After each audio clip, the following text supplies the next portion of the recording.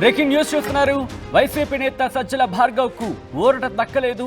Social మీడియాలో అనుచిత పోస్టుల వ్యవహారంలో సజ్జల భార్గవ్ పై తీవ్ర ఆరోపణలున్నాయి. అరెస్టు నుంచి రక్షించాలంటూ హైకోర్టులో భార్గవ్ పిటిషన్ దాఖలు చేశారు. ఈ నెల 14వ తేదీకి వాయిదా వేసింది ధర్మాసనం. బిఎన్ఎస్ చట్టం అమలులోకి రాకముందు నేరం జరగడంతో సెక్షన్ 111 వర్తించదని కోర్టులో భార్గవ్ తరపున లాయర్లు వాదనను వినిపించారు. ఏ సెక్షన్స్ వర్తిస్తాయో లోతుగా విచారించాలంటూ హైకోర్టు చెప్పుకొచ్చింది. ఈ నేపథ్యంలో సోషల్ మీడియా వ్యవహారం ఈ మధ్య తెలుగు రాష్ట్రాల్లో మరీ ముఖ్యంగా ఆంధ్రప్రదేశ్కి సంబంధించి ఆంధ్రప్రదేశ్ ప్రభుత్వం చాలా సీరియస్గా తీసుకుంది. ఈ నేపథ్యంలో వైసీపీ హయాంలో మరీ ముఖ్యంగా టార్గెటెడ్గా ఇబ్బంది పెట్టిన వాళ్లకు సంబంధించి సోషల్ మీడియా వేదికగా ఇబ్బంది పెట్టిన వాళ్లకు సంబంధించి ఆ కేసెస్ని కావచ్చు లేకపోతే ఇష్యూస్ని కావచ్చు తిరగదోడుతోంది. ఈ నేపథ్యంలోనే వైసీపీ నేత సజ్జల భార్గవ్కు సంబంధించి కూడా ఈ అంశానికి సంబంధించి కోర్టులో డిస్కషన్కి వచ్చింది. సోషల్ మీడియాలో అనుచిత పోస్టుల వ్యవహారంలో సజ్జల భార్గవ్పై తీవ్రమైన ఆరోపణలున్నాయి. అరెస్టు నుంచి రక్షించాలంటూ హైకోర్టులో భార్గవ్ పిటిషన్ దాఖలు చేయడం జరిగింది. నెల 14వ తేదీకి వాయిదా వేస్తుంది ధర్మాసనం.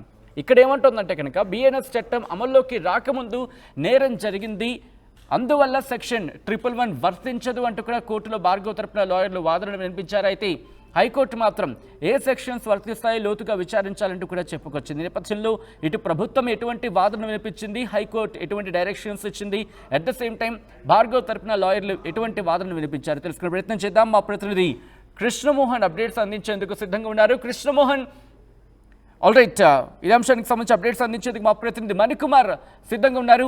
మణికుమార్, కోర్టులో ఎటువంటి వాదనలు జరిగాయి, మరి ముఖ్యంగా సజ్జల భార్గవ్ రెడ్డికి సంబంధించి ఆయన తరపున లాయర్లు ఎటువంటి అంశాలను కోర్టు ముందు ఉంచారు? చూడొచ్చు, సోషల్ మీడియాలో టీడీపీ కూటమి నేతల మీద అనుచిత వ్యాఖ్యలు చేసిన నేపథ్యంలో దీనికి సంబంధించిన కేసులో వైసీపీ పూర్వపు social media in charge Sajjala Bhargav రెడ్డికి హైకోర్టులో తుక్కెదురైంది. గురువారంలో దాని మీద ఒక కేసు నమోదైంది. ఇటీవల ఈ నెల 3వ తేదీన గురువారం చెందినటువంటి బాబాజ్ అనే వ్యక్తి సోషల్ మీడియాలో టీడీపీ అధినేత ముఖ్యమంత్రి చంద్రబాబు ఆయన సతీమణి మీద కూడా తీవ్రమైనటువంటి అసత్య ప్రచారాలు అదేవిధంగా అనుచిత వ్యాఖ్యలు చేసిన నేపథ్యంలో గుడివాడకు చెందినటువంటి శ్రీరామ్ కనకాంబరం అనే వ్యక్తి ఈ నెల 3వ తేదీన గుడివాడ పోలీస్ స్టేషన్ లో ఫిర్యాదు చేశారు. దీనికి సంబంధించి బాబాజీని విచారించినప్పుడు పోలీసులు ఆయన సజ్జల భార్గవ్ రెడ్డి చెప్తేనే ఇదంతా నేను చేశాను, ఈ వ్యాఖ్యలన్నీ కూడా చెప్పడానికి కారణం ఆయన అని చెప్పడంతో ఆయన కూడా కేసులో మొదటి నిందితుగా చేశారు గుడివాడ పోలీసులు. దీంతో సజ్జల భార్గవ్ రెడ్డి మీద కేసు నమోదైంది. అయితే ఈ కేసుకు సంబంధించి తనకు ఊరట ఇవ్వాలని చెప్పి దీనికి సంబంధించి ముందస్తు బెయిల్ ఇవ్వాలని చెప్పి సజ్జల భార్గవ్ రెడ్డి హైకోర్టులో కూడా పిటిషన్ చేసి దానికి సంబంధించి ఈ రోజు హైకోర్టులో కూడా వాదనలు జరిగిన పరిస్థితి. అయితే దీనికి సంబంధించి భార్గవ్ రెడ్డి తరపున లాయర్లు అయితే బిఎన్ఎస్ చట్టం వర్తించదు, బిఎన్ఎస్ చట్టం వచ్చిన తర్వాత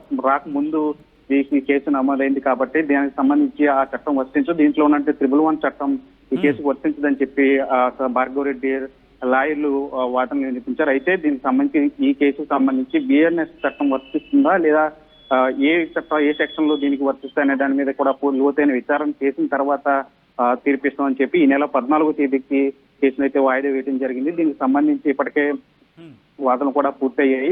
ఈ నెల 14వ తేదీకి విషయాన్ని వాయిదా వేయడంతో మరోసారి సజ్జల భార్గవ్ రెడ్డికి హైకోర్టులో తప్పదని చెప్పొచ్చు. సచిన్, రైట్, ఇప్పుడు ప్రభుత్వం ఏం చేయబోతుంది? ప్రభుత్వం ఈ అంశానికి సంబంధించి చాలా సీరియస్గా ముందుకు తీసుకువెళ్తోంది. అయితే బిఎన్ఎస్ చట్టం అంశానికి ఇక్కడ సంబంధించి మాట్లాడుతోంది కాబట్టి ప్రభుత్వం ఎటువంటి డైరెక్షన్లో వెళ్తోంది, ఎటువంటి క్లారిటీ ఇచ్చింది హైకోర్టుకి?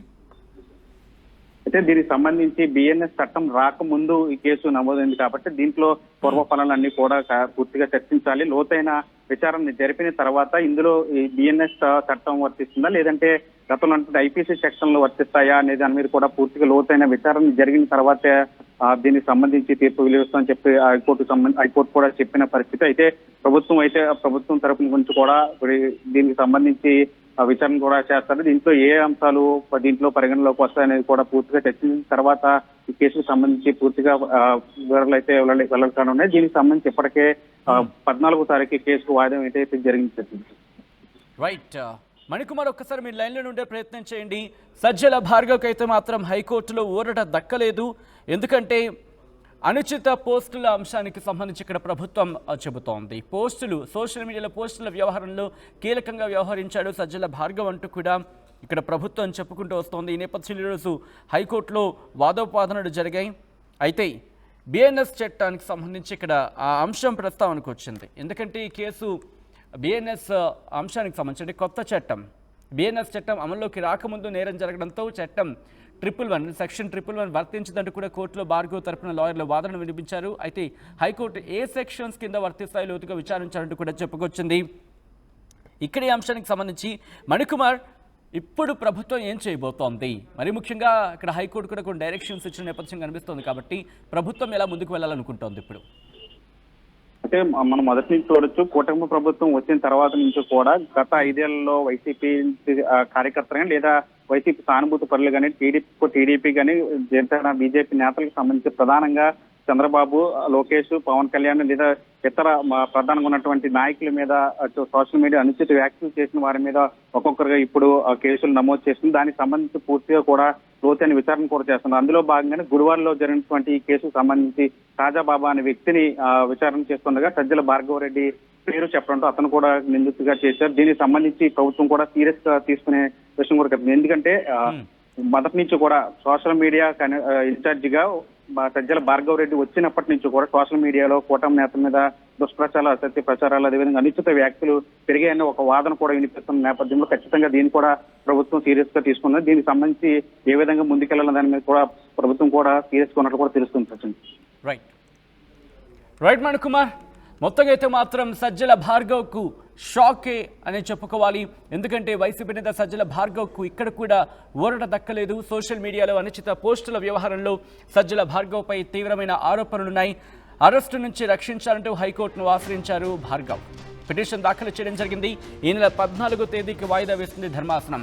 బిఎన్ఎస్ చట్టం అమల్లోకి రాకముందు నేరం జరగడంతో చట్టం 111 సెక్షన్ 111 వర్తించదని కోర్టులో భార్గవ్ తరపున లాయర్లు వాదనను వినిపించారు. అయితే ఏ సెక్షన్స్ వర్తిస్తాయి లోతుగా విచారించాలంటూ హైకోర్టు చెప్పుకొచ్చింది.